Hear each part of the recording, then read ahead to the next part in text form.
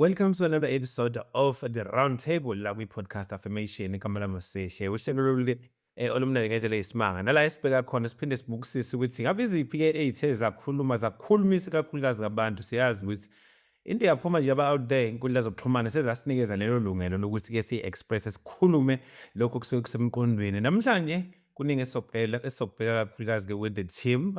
These are my colleagues, by the way, khona la kwi-podcast affirmation. Ngale ngasekuqaleni ngiphethe u-Amanda okuyena-ke naye ozokwazi ukuthi abeke uvo lwakhe ikakhulukazi-ke kulesi sihloko sethu esikhuluma ngaso. Bese kuba khona-ke la uSiyaye eduze kwakhe naye-ke who is our colleague naye ozokwazi ukuthi-ke asize ukuthi ngabe izwi lakhe yena lihamba kanjani ikakhulukazi-ke kulolu daba. Eduze kwabo khona noNkosi the handweights ukuthi ngizwe ukuthi ama-colleagues ami athini. Nansi into ebalulekile nokuyona esikhuluma ngayo. Emva kokuthi kube khona iy'qeshana ezivelayo ku-TV ama-so-called reality shows where sibone abantu bekwazi ukuthi bangenele ama-competition or wona ama-reality shows la bekhetha ukuthi cha mina nje umuntu ngiqala nokumbona ngingakwazi ukuthi ngimshade. Sithi nake sithi senze be-broader-ke ukuthi kahle kahle vele abantu mabejona noma bethandana kanti fanele kube isikhathi esingakanani ngaphambi ukuthi sifike emshadweni. Uma ukuthi khona abantu abakwazi ukuthi ngimbone namhlanje ngimshade namhlanje kodwa saziyo ukuthi they'll only just jola for a month, 2 months, 3 months, even a year sometimes. So yona into ekufanele siyikhulume kakhulu. Kukhona nokunye sokuthinta ngokuhamba kwesikhathi. Sanibonani? Wasawona. Niyavilatheni sebenjani? Dale ko-Amanda, alright ma? Ngiyaphila. Okay, siyabonga kakhulu ukuthi sijoyinile. Siya? Alright kwenzami? Hayi no right kakhulu. Nonkosi? Oh good. Kuhamba kahle? Hayi bafethu asikhulumeni. Ngifuna sizwe kahle le. Kakhulukazi ngele emjolo ukuthi Nonkosi, what's your take on this? Kahle kahle siqala nini? Kuphi la sithi khona ayingeke sesijole isikhathi eside sekuyisikhathi sokuthi manje ke kube ukuthi sesiyashada. Is it fine if I say ngisho ngakuhlangana nawe namhlanje kusasa ngiyakushada? Or do you even need ukuthi siqale sihlale ndawonye sazana? What's your take on it? Abantu abafani. Yeah. Abantu abafani. So mina ngingasho ngithi no. Isikhathi kufanele silinde sazana for like 3 years, 4, 5 years. Ukuze nawe uzoba nesikhathi sokuvela true colors ngikwazi and then ke sesingakhuluma ngendaba yokushada or having ingane or whatever bekwenza la emshadweni. Okay. Yeah. Ulekanisa u3 years kanje wathi Yeah. now kulo 3 years sikhona mhlawumbe sikhona isidingo sokuthi siqale skipite sihlale ndawonye sazana for a month, 6 months or a year? No. No. Keep it. Akipinde. Sisazoshada vele sazohlala ndawonye so no. Okay, but then omunye uzothi awu uzomazi kanjani ke lo muntu uma ukuthi akwazi uhlale naye. Awubona ukuthi mhlawumbe uyasidinga isikhathi sokuthi ube naye eduzane understand kangcono. Phenduka kanjani ebusuku? Hlafuna kanjani mayedla, all those kind of Phela in between lo 3 years ukhona nje lo mavakashelana here and there. Oh, okay. But I to keep it. Hayi ukuthi kukipinte siya. Hayi ngeke kusivanise mbezo. Uthi uNonkosi yena ake sibe nje no 3 years mhlambe sijola sithandane ngaphambi sisishade. Kodwa abanye bathi ngisho ngakwazi namhlanje sithandane namhlanje kusasa sisingashada. Thini wena? Nami ngowami umbono.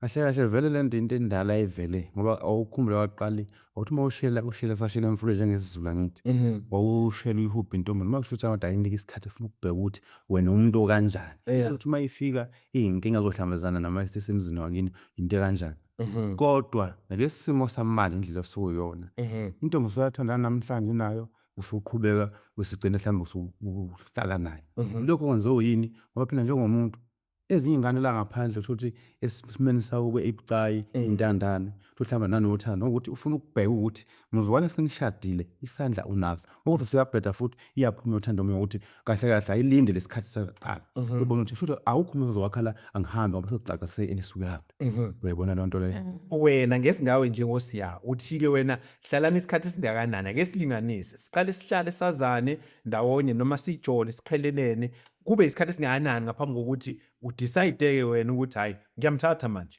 Uyabona-ke lapha singakhuluma indaba yokuthi wena uma uthi sihlale noma sihlalisane noma mhlawumbe sisondelane iyefana le nto ngoba njengamanje isikhathi samanje asafani nomama nobaba bakudala bayelinda umuntu esegoli ngoba manje amagazi ayashisa umshana namhlanje uthi wena usemsebenzini kodwa seqomile lapha kuna ukuthi ube nomuntu wakuthi uyihlala na vele umazi ukuthi impilo eqhubeka yoqhubeka khona uyagama washoyo nempilo yazo ukuthi ubaba kabani noma kanje mayephuma ukuthi vele useyakwazi ukuthi kodwa wena uzamani ukwakha umuzi wakhe. So leyo ukuthi siyazana namhlanje siyajola namhlanje kusasa siyashada noma ngesonto elizayo noma ngenyanga ezayo.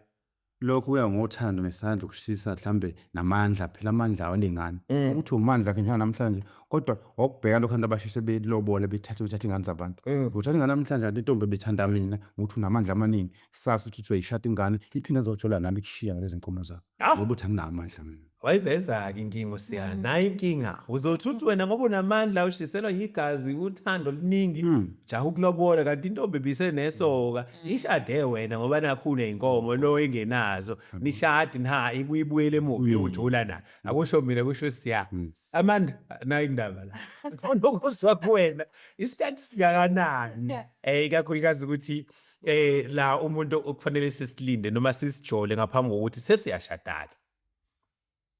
I think ngizohluka kakhulu njengoba eke washo uNonkosi ukuthi abantu abafani nendlela esikhuliswe ngayo sikhuliswe ngendlela engafani sikhuliswa ngabantu abangafani.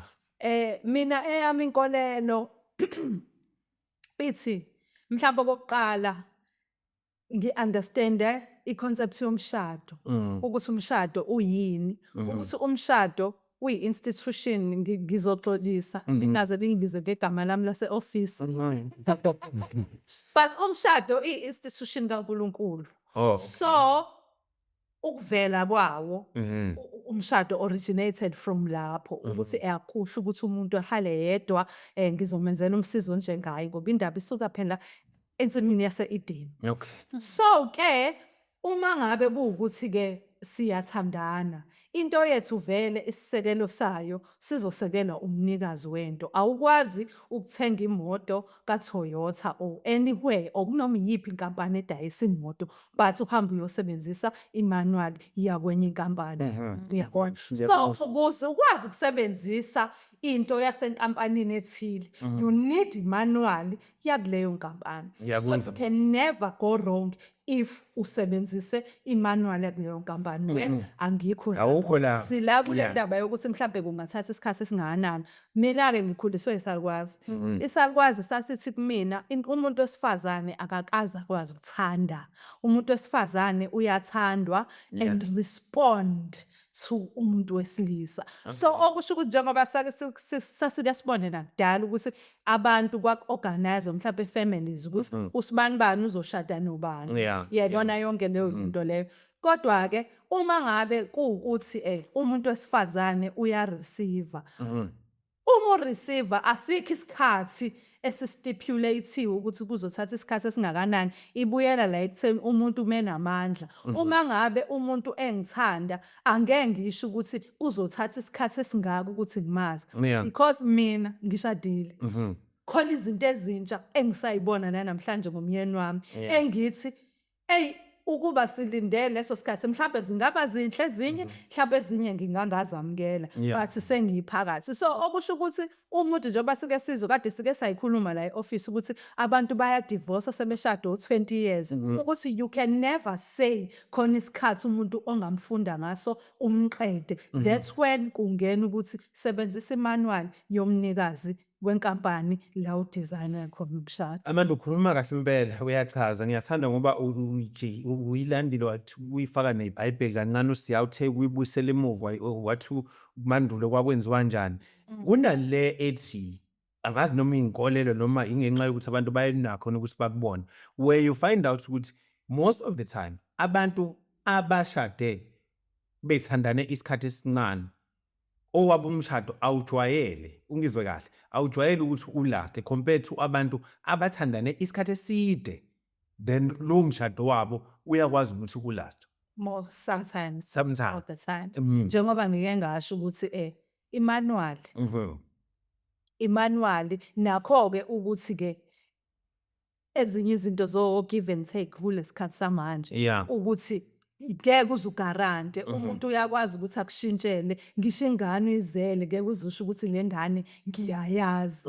So kuyikona ukuthi sithembe and umuntu wesilisa wonke umuntu angayilahla indawo yakhe because enye into leyo eyenza ukuthi mhlambe imishado yethu or ini yethu vele asikhulumi ngemishado but sikhuluma ngokuthi sithatha isikhathi esingakanani ukuthi size sifike la sesithi khona okay fine siyashadana.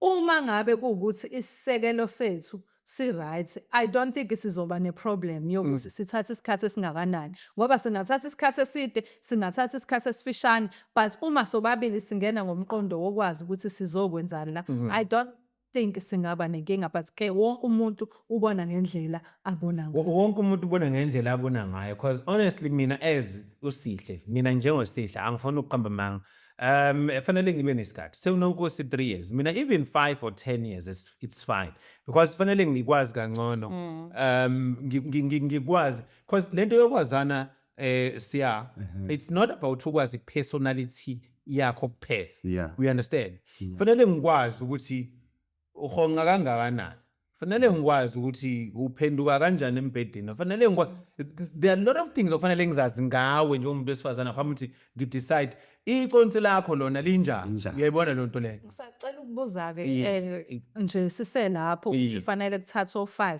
or 10 whatever time esiyishoyo ukuthi nakho-ke ususesihleli-ke nawe u-5 years. Uma ngabe usubona mhlambe-ke angithi wonke lo 5 years esihleli shoot okusho ukuthi uhappy wena kulo 5 years uhappy kulo 5 years u-right ngami. Uma ngabe ngonyaka wesi-6 sekwenzeka kuqhamuka ngoba phela akekho umuntu operfect ngoba nawe njengoba ngihleli nawe lo 5 years understand ukuthi nami kuningi engikubonayo kuwena okunye engibona ukuthi kungasebenzeka because I think into engangenza ukuthi ngize ngingangeni ngoba nokuhlala nomuntu nakho umsebenzi omkhulu. Ukuthi uma usubona ngalonyaka wesi-6 ukuthi sekukhona lento ekucasulayo ngapha what do you do ucela ukuthi siyeke kwenzakalani lapho? Yeah for me angazi ufuna ukungena Nkosi? Ngiyacabanga lento ayisho Amanda ukuthi uvele kuyenzeka kungenzeka sesikhuluma nje ukuthi hawu usuthi senihlale isikhathi eside naba ndawonye kanjani ekugcineni mhlawumbe after 5-6 years mase yabona ukuthi hayibo hle yazi lona lento ayenza kanje iyangicasula and ngeke ngize ngiyimele mina for the rest of my life encane and uphume ngempela 6 years isuphelile ngithi and futhi angiyisoli ngokuthi sihlalile lo 6 years noma 5 years ngoba ukuba kuthiwa nguhlalanga ngijahile ngakushada within 6 months or a year ngabe bengayibonanga lento ngazoyibona sesishadile. Yeah sine nalapha-ke Sihle uyabona nje mawuthatha ukubheka esikhathini samanje ngoba ngisho ukuthi asafana nje kuqala isikhathi samanje siyashesha ngoba bethi new generation ngoba besho ngezinto zanginandaba naso kodwa ngikhuluma ngento mina ngikhule ngingalebeli nje ngisizulu. Uyabona nje isikhathi samanje abafana bamanje into yokuqala baba nemali angithi uyenze ukuthi mhlawumbe futhi ngananto igxayela izoqoma imali andayithanda wena ifuna ukuthi ifeze idinga nabazali bethu njengokuzalwa uyakwazi ukuthi umzali ebona umuzi njengomuzi urish ngoba mhlawumbe lapha ithi mntanami hambe uyothanda lapho uzothola ninkomo lapha kanti ingane ayiqedile isenomjolo wayo seceleni. Yabona indaba esisuka kuphi la sisuka khona manje iso ekutheni ukuthi lona okhipha imali usafarisha ngalo uyothola ukuthi usaqhwa ngapha emveni walokho base suka ukuthi hawo lo muntu sengikhandla nganginiyaza zonke izinto yini ashoda ngalo uyasuka abasemzini wakhe la athandwa khona bethi ingane makuthi awusayifuni iyeke phela ngoba mayithi akusakufuni uyasuka lona sekucaka amandla akhadu manadu wakwesina sosuka uzobulala lengane. Yabona isuka phela iyonke vele nabantu abangabazali isikhathi samanje bayasasazela izingane ukuthi ayofuna ngoba ilanda umcebo lapha akuselona uthando. Okay kwesinye isikhathi uyathanda umuntu ngoba sokula uthando kodwa umunye usuke ephusha abazothi bana sifo singadlile yabo nayo ukuthi mhlambe iyohamba yoshada ukuthi mhlawumbe iyenzela ukuthi abadlali bedle esaphila emva kwalokho ngisayishuba ngothando ubisi khona endlela ngoba yini usukhokhile lapho wena once futhi mako wazizala mhlambe fanele wazi ukuthi kuphelile. Yaphiko Amanda? Hayi no angiphiki ngiyababaza ukuthi khona kule topic kanje ngempela asikwazi ukuthi sifinyelele ekutheni kupho kuyikhona kupho kungekhona. Yeah sure lesikhathi esiphila kusona ngempela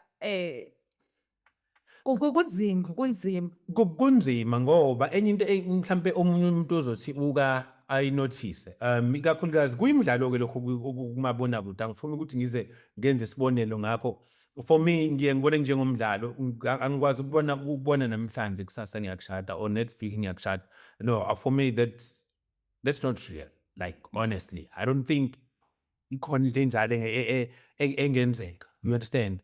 There's a lot that we need to learn ngumuntu ngaphambi kokuthi udecide ukuthi uyamthatha ngempela yini. Nansi into engifuna ukubuya kuyona. Ikakhulukazi kuwena Amanda. Nakho-ke usudecide ukuthi okay, ngumuntu wesifazane ngiyamthanda lo muntu wesilisa. Sengi-approachile wangishela, sazwana, sakwenza konke okufanele sikwenze kwenziwa emjolweni, ngiyaneliseka, ngiyaneliseka and futhi ngiyacoliseka. But now the question comes when ukuthi ngenkathi yena eproposa kuwena ukuthi Amanda ngicela ungishade. Do you have some questions first that you pose, or do you have some suggestions first? Ukuthi, can you fix this and that you've identified and learned in this relationship while you're together? Or you just get excited and say, yes, we've been together for long, nami ngiyakuthanda, and you go for it. Ngingasho ukuthi uma ngabe sithandana, I think elinye iphutha esilenzayo lelo singabantu ukuthi I can't say ngoba usuyangiproposa, can you fix this?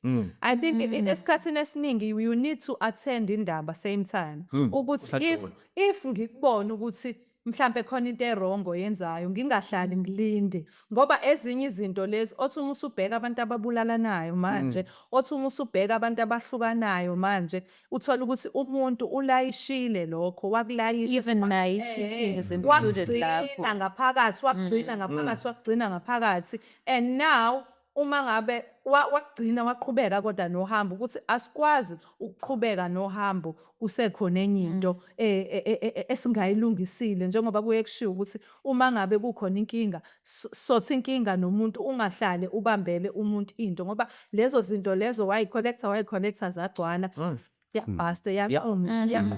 So njengoba ubuza indaba yokuthi uma uproposa, I think for some of us esikholelwayo ukuthi umuntu uma ngabe unaye ebudlelwaneni kufanele kube umngani wakho ukhululeke naye ungamsabi. Ukusho ukuthi uma ngabe ngibona ukuthi angikuthandi ukuthi ngawe, I just tshela there and then ukuthi angikuthandi ngeke ngisho into engiyibone last month ngizoyisho namhlanje ukuthi yazi ukuthi kufanele ukuthi ukulungise ngenkathi uproposa mina ngisuke sengazi vele thina abantu besifazane I think uNonkosi angangivumela sithi sithandana nawe ngibe sengazi mhlambe ngaleso sikhathi ukuthi ngizoshada nalona. No, sikuwazi ukuthi ngizoshada nalo kanti ushaya iceleni angikho mina lapho. Anyway, let's talk in numbers. Sesikhulumile ke sabeka ukuthi abantu abafani, which is true, I agree. Let's talk in numbers. Nonkosi, you said 3 years, right? For you. In passing, don't explain. Okay, yeah. Yeah? Yeah. Yeah, what? 3 years. 3 years. Yeah. And then after that, akshado. Isikhuluma ngenamba. Iminyaka imingaki? No, mina angeke ngize ngiyibale iy'namba ngoba uma ungabheka indawo yenamba ubheka ukuthi iminyaka sasa uthanda nomuntu sasa uyafa kufana nomuntu uyakunika funa ukuthi vele mfana ulazi ngendlela umuntu omthatha ngayo sasa uthi wena ubala iminyaka lo muntu ephume yabona usahambile ungaphinde ngisho kuyi-Friday namhlanje kuyi-Friday namhlanje uzokuthiwa umuntu ubala iminyaka phela into efanele ukuphile ukuthi umuntu engibanise naye abe nesimilo and sifike emshadweni ukuthi ufika ninamandla ami ukuthi ngimthathe uNkulunkulu waziyo uNkulunkulu unika wena into sokuyifisa ukuthi ufisana kodwa bokufeza nje wena nalo nto ugcineni uzokwazi ukuthi futhi wazi umuthanda nomuntu wahleze umjaja ukuthi uhleze on and off ukunika lokho ngoba lokho hleze uthi uzokubona ngalilanga uzokubona lokho okufunayo. Ngiyakuzwa bless ya. Mina ngeke ngisho nami I think ngeke ngisho ama-numbers because as a person mina I always had umuntu engifisa ukuthi mhlambe ngimgane ukuthi nokuthi but khona okuba yi-priority ukuthi mengase umuntu abe nje because sonke nje basihleli la umuntu nayo into uma safika lowo muntu kanjalo fortunately wafika so angizange ngithathe if I don't mind sharing, natural iminyaka emingaki ngaphambi kokuthi ngaphambi ukuthi njani Ngicela ukungasho. ungani no it's fine Ngicela ukungasho. kodwa yadlula kwe-5 Cha, cha izange idlule. wadlula wona oda wona waphela Anto suke simple. ngathi kwaba yinyanga ezimbalwa Njengoba ngisho ukuthi 2 days. njengoba ngisho ukuthi thina siresponda kulento umuntu akunika yona. Yeah. So uma ngingaresponda ngisho ngeviki elilodwa uma ngabe ukhombisa ukungithanda wenza yonke into mina angizange ngimthande but uyena ongifundisa ukuthi ngimthande so kuba lula uma ngabe abantu besilisa mebengayifundisa ukuthi umuntu wakho uma umthanda umuntu ukunika lento omnika yona esikhatsini esiningi akujwayele ukuthi umuntu angakuniki lento omnika yona so mina even ngisho isonto elilodwa uma ngabe kuwukuthi kuthiwa ayikho le ring umuntu uma ngabe enginika ngiyakwazi ukuresponda kuleyo nto anginika yona sesiyobona phakathi ukuthi kuhamba kanjani Themba uNkulunkulu. yeah ufuna ukuyedwa se Yeah. Eh. Ngiyizwa lento Amanda ayisho futhi uqinisile. Yeah. Nanakuthini bafuthi into efanele sinake. Awuthandana kuwe ngobuceba wengobuhle. Intombi akuyona intombi ukuthi ihlambe nezinqa ezinkulu. Intombi akusho intombi ngoba ibomvu yellow bone. Into ebalekile empilweni yomuntu isimilo sentombazana. so nini manje And ufuna ukwazi ukuthi egcineni mawe mawungumfana uhlonipha umuntu wakho osuthandana naye.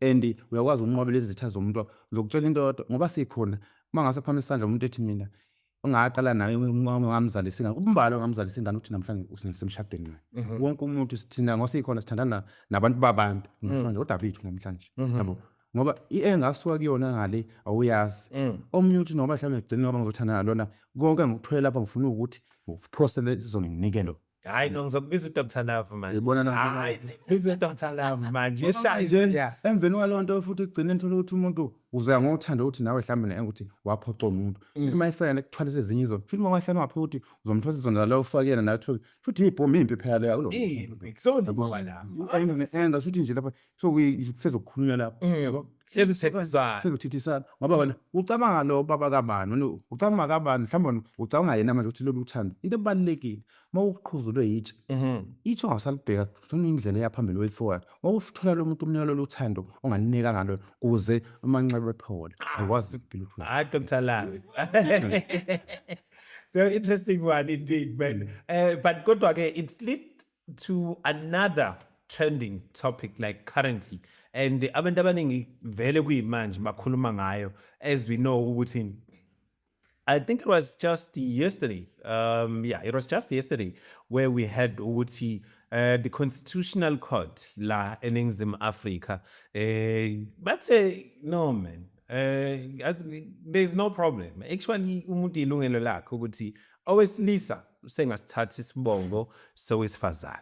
And like, yo, social media was buzzing. I was like, kanjani? Why manje kusukaphi? So I'm not gonna dive deep or maybe ngikhaza ukuthi kusukaphi kodwa lona isinqumo sigcine siphumile ukuthi cha owesilisa uma ukuthi bayavumelana nowakwakhe noma uyathanda usengasitshintsha isibongo ke manje athatha isibongo ngikade nje beshada kube uyena oshintsha isibongo athatha isibongo sakwantombazana sakwamakoti right abantu abaningi bayaphikisana Nkosi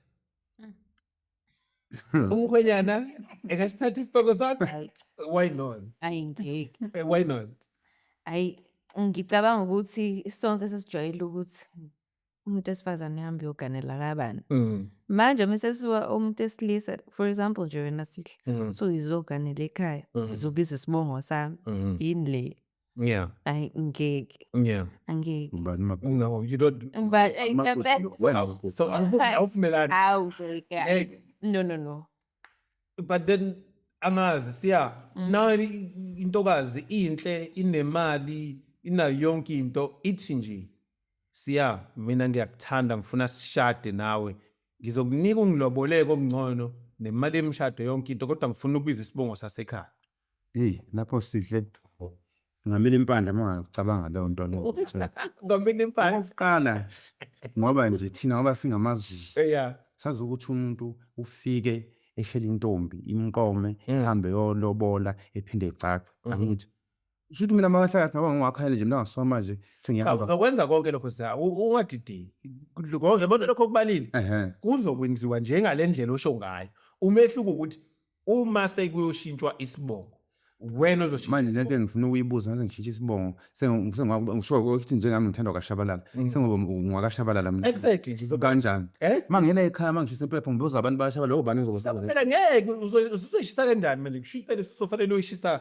kaShabalala kubuso ngeke yenziwe ngeke iphambene leyo nto leyo kanjani yabona Ucacile manje usemthele ngenyo uthelwa ngenyongo mani nihlupha la ukuthi nisuke ngigijime ubeke kanje eceleni umshado wesiZulu kwamanje sikhuluma ngalo mhlombo ukubhala lo phela kanti isibongo phela sishintwa lapha phansi la ngithi ngekathi niyosayina lapha manje mana sihle mawukhuluma phela ufanele uhlanganise imishado nodwa khona lokho kuthiwa yephepha usho uyaphepha wena imshado yephepha iphepha lelo show lona ke iphepha ungalivuma yini mina ngikwazi ukuvuma iphepha mina ngoba ngeke ngikwazi ukuthi mina ngishintshe ngingaka ngizoyibiza ngakho even nalo muntu wesifazane vele uyenzeka kwabanye yona usulambe kakhulu ngangokuthi wena ngomuntu enezinto zakhe uzofuna ukuthi uyohlala phansi uyibiza nangesibongo sakhe kahle lento ukhuluma nokugunyaza ukuthi egcineni thina amadoda sikhombisa ukuthi sizehlule ngamanye amasu once wavuma lokho ukuthi uzobe isibongo salapha yana nedlozi zokulahla ayikhethe uphenduka isizwe samsesikhathi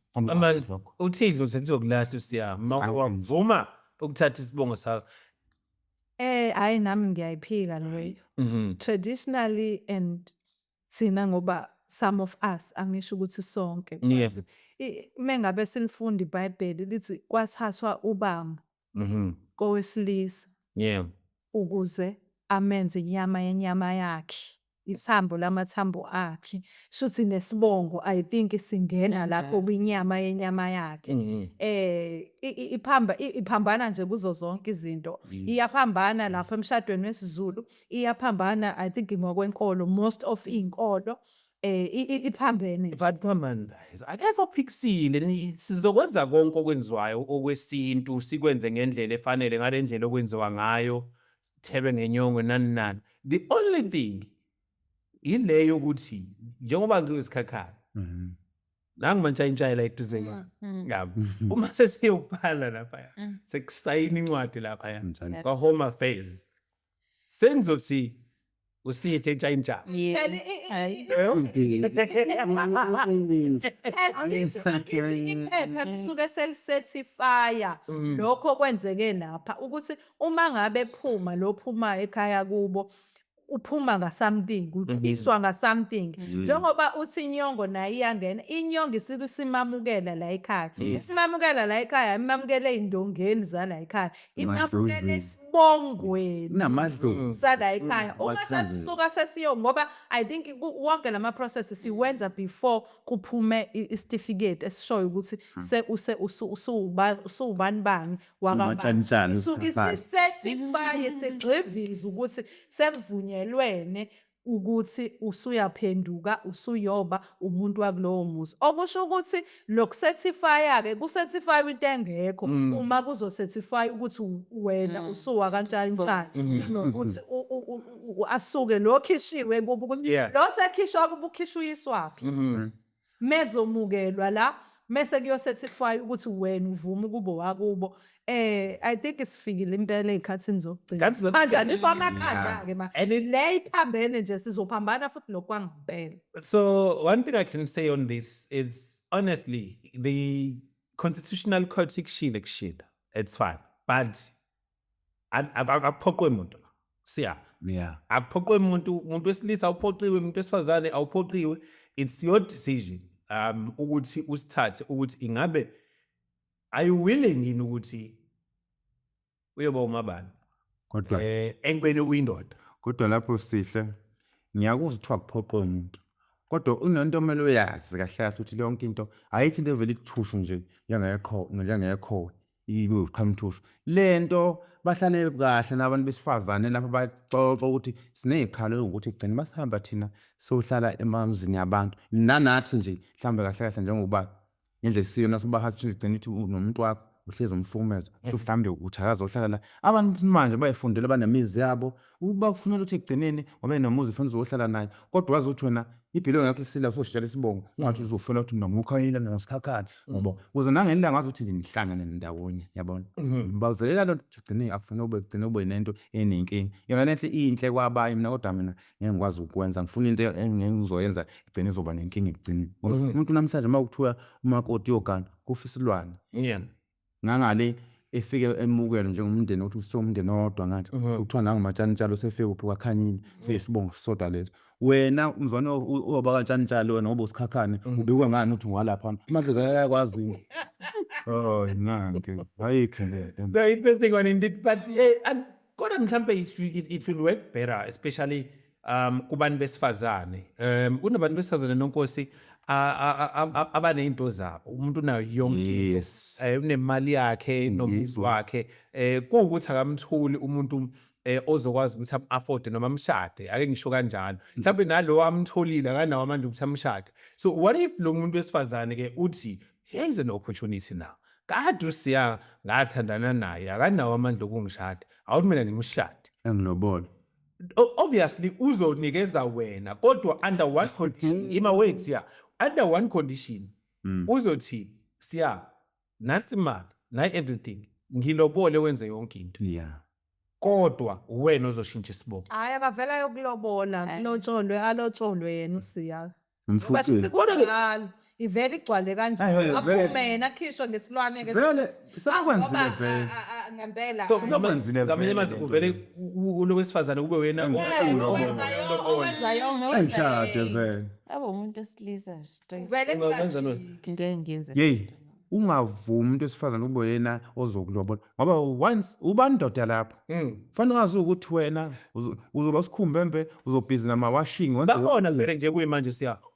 kodwa Bakhona kuyimanje abantu besilisa abasala endlini. yes Asale ngisho nanengane. yes Umfazi kube uyena ohamba uyosebenza. ngathi usencindezini nangu nje umatshantshalo nangu unakhuzo evele waphuna emoto uyothi namhlanje siyathandana ngiyakhalekisa usambeni uney'nto zakhe mina ngosikhumbemba kunalutho nento encane okokuqala komfikela uzongikhomba ey'nganeni ithi babakabani zithatha nazo iy'ngane ngoba mina ngisawubhizi fanele wazi ukuthi ekugcineni inhliziyo yomuntu wesilisa ishintsha kuphi ngokuthi awuphethile esandleni wesifazane nayo yonke into egcina ibona sebulawa nje yini ngokuthi ngoba ehambile akakuceli indlela kuwena uthi ngathi ngidumisa ikhiye sami la ngiyakhona mhlawumbe lesikhathi hambe yohlala nomuntu mhlawumbe abajola naye awazi kodwa usho noma ngithiwe uyiyele edrobheni uhlezi unakho ukuthi ngoba ngingenalutho once waba nobudget ngoba ngingenalutho uthi ukuhambe akekho lapha yena ugcinile uyozenza inoto uyothi uzongitshela ukuthini unani lokuqala igama lokuthi unani uphula inhliziyo lolu uthando lopheka nolanga kodwa yabona And sophela futhi ngamele. unani Yeah. Alright, no kulungile. Please do make sure ukuthi mhlawumbe kulokho okuzwayo nakulokho okulalele wazi ukuthi imbono yethu as individuals la it's not imbono ye podcast affirmation, right? Kubalekile ukuthi lokho sikubeke kucace. Sibisi round table ngenxa yokuthi nanoma ikuphi kusuke kwenzeka ngaleso sikhathi sesithatha sibuye sohlala phansi sibonisane ngakho bese sikunikeza ithuba ke nawe ukuthi do make sure ukuthi you subscribe to follow us, and then there on our comment section, that's where now uzokwazi ukuthi ubeke umbono wakho siza ukuthi wena uthini. We touched on ukuthi sigakanani nesikhathi singaphambi kokuthi sishade okufanele sisijole noma sisithandane. Now sikuleyo ukuthi indoda singashintsha isingasithatha isibongo sikamkhwenyana. One last thing before sivale, guys, ngibone the other thing that is trending. DJ Zinhle and Moda, asiyazi ukuthi it's Moda, right Kabana? Yeah. Yeah, ngilibiza kahle. Okay. Yeah, bayathandana kumnandi banesikhathi futhi bethandana. DJ Zinhle wayekade ethandana no AKA before AKA adlule emhlabeni, and now all of a sudden boom, there are pictures on social media. Buka sengazi ukuthi endlini ehlala uModa no DJ Zinhle, there's a big picture of AKA. But abantu how uhlala kanjani nonkosikazi? Are they married, by the way? Yeah, apparently ngathi umoda wamlobola uZenhle. Uzenhle. Yeah. So now the question is, uhlala kanjani endlini nomuntu othandana naye kukhona isithombe isithombe se-ex yakhe? And then on top of that, it's not only that picture, there is another picture where uModa ebonakala egqoke iskipa esino AKA la on a side. The same AKA who's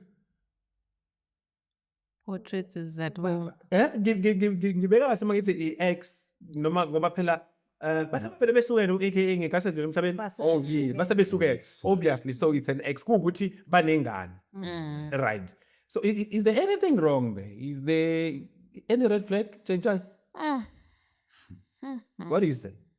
But kodwa ke phela with that said kuthiwa uModo wayevele eyifenda aka sizwa kanjani? It's fine, phela ngaba a fan, but to have like a whole picture, omunye umuntu wesilisa kwakho, ex yami, nesithombe se-ex yami in our house. And maybe said bedroom, Wait. bed. I don't know. I'm not saying silapho obviously sound. Kodwa-ke given isikhathi esiphila kusona kunomntwana ngitho khona. Yeah. Yes, yeah. So futhi ngathi akuxatshwananga mhlambe mekuhlukana kunengane khona la mhlambe kwenziwela ingane ukuthi nayo sekuyifamily of some sorts eyenziwe mhlambe nengane imbona ubaba wayo Blended No, family. it's a family. No, Amanda, it's a family. It's fine. Very, it's a family, not with the picture. Why ingane ibe nesithombe sika baba wayo ekamereni lwayo? Yeah. Ekamereni No, la ngizongena shuthi kahle kahle into engiyibukayo. Le nto kade ngikhuluma ngayo manje ukuthi khona amadoda ngempela okuthiwa omashazi. Hayi ukuthi mina ngafana namhlanje ngithi mina nangu-Amanda. Sengiyafika ngithi mina hayi ngu-Amanda umuntu wami. Uyofika lapha ezongifika ney'thombe zihlambe uyomsithole ngabe ubani nazi la. Kahle kahle lo muntu vele usamthanda. Noma bashona vele wayisamthanda banazi iy'thombe. Ukwazi ukuthi ukhulele endlini nesithombe sendoda. Ngoba kwayena uma ngasefika endlini uthi wedwa asengafana nobani. Kodwa iy'thombe ey'bona uphozele lapha ey'thombeni yonke emadongeni. Ngeke aze kuthole ukukhululeka. Futhi kahle kahle khona phakathi kwabo kwenzeka isilima phakathi. Khona isilima. egqoka i-tracksuit nje and isithombe futhi sakhe shuthi kuvunyelwene la ekhaya. Hayi uvunyelwe phela vele shuthi yena lo owesilisa wena washelwa phela ngoba zizoza umthetho womuntu wesifazane ukuthi wena uzo-understanda yonke into ngoba wena yonke into ezokutshela wena uzo-understand. Uma kuthi u-understand lento vele uyeke siqhubeke ngokuthi mhlawumbe lo uyazi ufuna something leyo titini uzoqhubeka There is an angle useyaqhamanga. uzoqhubeka Relationship la ngaphandle Amanda asazi ukuthi ayiqaleke kanjani. yes You understand? Uthi usiya ngeke sazi mhlawumbe uyena washelwa nje lo mjida, so maybe he doesn't have a say. uvuma kanjani akanasikhwele ngeke uthanda nomuntu ufethu ungenasikhwele naye ngeke awumfundi umuntu Yeah. uthanda umuntu uqala esikhweleni ukuthi nje noma yini wayebone naye yana uthanda ukuthi nje noma nethi hayi baba ngizokubona ngenza niyilima lapha ube nomuntu wakho ucabanga nje uhlale uthi ukuthi kazi la khona uba nomfonela once umuntu wangakufonela ukuthi akufonelwe noyihlupha ngayo angakuthanda lo muntu kahle kahle uqhubha isikhathi ngawe yabona njengewashi umuntu oba nesikhwele naye uthi hawu kodwa makaba nawo senda sama ukuthi yabo ube nesikhwele ngoba enilanga umuntu uthi hawu vele awona ndaba nami ehambe endleleni zakhe ephinde futhi ezohlala endlini uyakubona ukuthi vele wena ayikho into oyihlupha futhi kahle kahle ukuthi nje ube nesithombe la yabona ube nesithombe endlini ifurnish isikhathi esiningi usichitha ngani wena la ekhaya umuntu ohlezi ugadile nje ukuthi ubone bonke ukuthi mayifikile silele nasilendlini kodwa uningafokaza ukuthi ngelinye ilanga ngifuna uwakhumbuza ufuna ukwenza njani. I think that's a topic on its own again. I raise eyes here. Ukuthi uma nithandana, not even ukuthi nize nishadeke. Ukuthi wena umuntu wesifazane ufila kanjani mina mangenaso isikhwele ngawe. Yes. Like uma uzongitshela ukuthi nje baby ngiyahamba ngizokubuya kusasa. It's mna no way kinki babe sobona kusasa. I don't even want to know where you're going or how do you feel as umuntu wesifazane? Ngingayibuzwa sayibo. Indaba ungangibuza ukuthi ngiyaphi. Yes. Because I trust you. Ufuna ukusala wenzini ngoba ufuna manje kalula nje. So ngiyakuthemba. Sikhona isidingo sokuthi ngingakuthemba. Ngiyayibuza nje emzini. Amanda. Yona-ke inokujula-jula. Baba ngiyakuthemba Amanda. Angithi I know ukuthi you working a podcast affirmation niyahamba niyoshutha kuKepi and ungitshenile siyahamba siyoshutha for a week. Siye China for a week. Ya understand lo. Ngemsebenzini at least lokho kuyazi. Ngiyabona. But ukuthi ungisukele ngithi ngisahamba ngiyabuya manje. Usuthi wena okay kulungile anginakho. Hayibo. Okay, mase ngithi ke uthi hayi ngiyahamba then mina ngiyaqala ngiyabuza uyapi. Phela ngizobona ke lapho ukuthi awu nindaba ngizophuza. Nifuna uzwa kanti futhi ukuthi manenze izinto nilandelelwe ngemuva ngani nina sometimes you even complain ekuthenini hey uyanginaka ngibuza yonke into akangithembi. Uyabona usihle uthi indoda ehlaniphile umuzi wayo uyawuvuza kodwa isilima uyawusa esifana nomuntu esifazane. Uyabona ngeke ukuthi wakhalela ikhaya la umuzi yazi uqala kuba nesizwe wazi wakhe. Ungabona nangomuntu uyawudlulisa ukuthi hobho Ntombi ngiyathanda ukuthi niyaqhona thandana. Umuntu uze uthanda naye izingcuna ngothando. Uqale umbuzo ukuthi uqhamukaphi uwe kuphi ngoba ngesikhathi amanxeba avune ukuthi nokuthi ukhombisa umthanda amanxeba umpholisa nawo uzabona uyamthanda ngavuna ukuthi sisathandana namhlanje nje awumazi ukuthi adewa ngabe uthanda umuntu onamazinyo awu40 usuthi nomlaso awumbuzi inkinga ukuthi usuka kuphi yabo nohlala phansi ngijula ukuthi masathandana namhlanje mina ngiwina la okungifanele naloko into angayithanda ukuthi nokuthi so ngiyacela ukuthi igcine siphile ukuze sifinye lapha engifuna khona ukuthi nokuthi uma ukuthi uyavuma yabo lokho mazothi namhlanje awu ngiyakuthanda uyavuma ayikho into ukuhlala phansi ezenhlale phansi unixoxe ngokujula kwempilo ukuthi uwe kanjani ngiwe kanjani izingifikela ngikhona yabo nothando siyala endana ukuthi uthi unomuntu wakho ethi papa ngizokubona siya usahamba mase uyavula iminyango awukho into enjalo awukho umuzo njalo awukho kwanawe nje ukhona ungabe nokuthi ngoba ngiyindoda mina ngiyabuya ngihamba ngicela ukuthi makabani ngitshela isizathu esibalekile ngoba kwabona ubuhlungu esibizwayo babuzwa na hayi uzothi yena wena ngoba umuntu esifazane wena futhi ngamanye amazwi awumcabangeni masenza yena masenza kakhulu egcina usayagadla ubhamba indungu ngoba yini unamandla amaningi kanti yonke ubuhlungu buyinhlizweni Bonke ubuhlungu buyenhliziyo. ubuhlungu buyinhlizweni Sizokahle kakhulu. Again, it's the Round Table Podcast Affirmation, the one and only. Make sure you subscribe, make sure you follow us. Phambizokwazi ukuthi ke just some isikhathi ube ingxenye ingxoxo esikhulumayo. There's a lot that we talk about, and even next week on the following episode there's another topic that we're going to touch on. As I told you, we're just trying to listen up and make sure we keep you entertained at the same time. Now if you have any suggestion, any topic that you like would see khulume ngayo, or you even suggest an expert, because sometimes you're going to bring in people abazokwazi ukuthi ke mhlawumbe baba expect lezo zinto bawazi bachaza, but for now besixoxela nje nathi siwumndeni wala ekhaya as a podcast affirmation. Amanda elokugcina bese uyavalelisa. Hayi ngicela ukuvalelisa kodwa nje okuyikhona ukuthi umuntu lokho okumjabulisayo ngoba manje into ebaluleke kakhulu uwena as a person. Ukujabulisa ukuthi uzothanda umuntu namhlanje ushade naye kusasa uma ngabe kukulungele lo ukusebenzela ukwakho asiphikisani asijajani futhi kodwa siyabonisana. So uma ngabe konke mhlambe esikhuluma ngakho kuhambisana nawe nako kokushintsha isibongo uma ngabe wena ngoba wonke umuntu akekho umuntu ongenaso isizathu sento ayenzayo. So uma konke kuhambisana nawe ekugcineni kosuku kukujabulisa wena as a person kungamhlukumezi umuntu oseceleni. You go for it. You go for it. Wisane kahle. Siyabonga kakhulu Amanda. Elokugcina sivale baba. Hayi mina into engingayisho nje mfowethu ngasho ukuthi ngoba esho nje Amanda emagameni ukuthi umuntu akenza into ezokwazi ukuthi egcineni yoba imphumela emihle eyomjabulisa.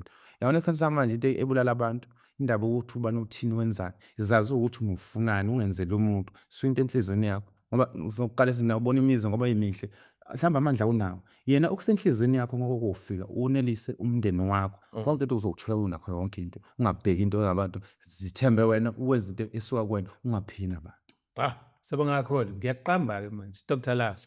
abo ziqongethetha phi Imali change.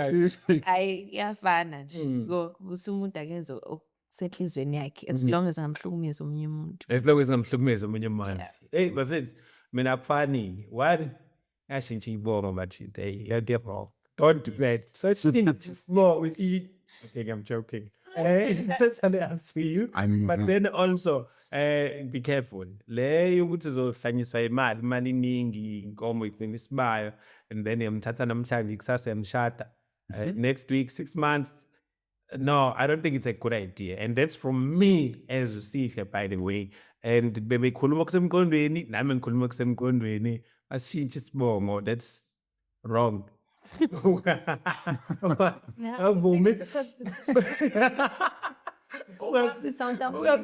Avumi kube khona isithombe senye indoda endlini yakho. No, that's a no. There is a red flag. Konto kushaya amanzi lapho. And lastly, please Umpekisisa umuntu, yiba nesikhathi, mfunde, kube nesikhathi sakho ngaphambi kokuthi umshade. It's a wrap, good people. We're not that serious, by the way. We're just chilling and listening up. As I've said again, please make sure you follow us, you subscribe to our channel. Yonke indawo thina siyi-podcast affirmation. Igama lami uSihle, and it's a wrap.